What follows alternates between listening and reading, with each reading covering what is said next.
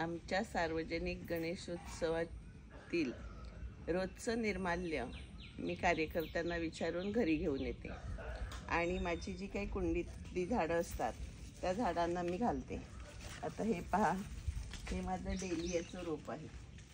या डेलियाच्या रोपाला आता ही मोठी झेंडूचं फूल आहे, तर हे असं पसरवून टाकते, म्हणजे ते दोन तीन दिवसामध्ये ते कुजतात आणि त्याचं चांगलं कंपोस्ट खत तयार होते। ही मिरच्याची रोपं आहेत,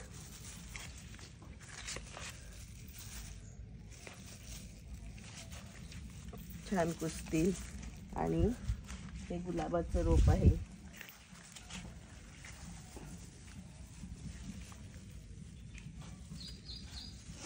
नंतर ही पुन्हा दुसरी मिरची आहे,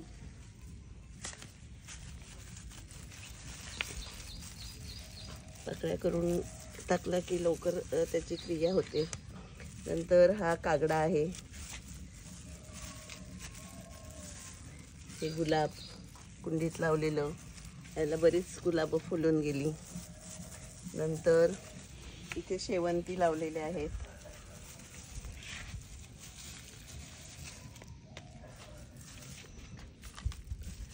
शेवंतीना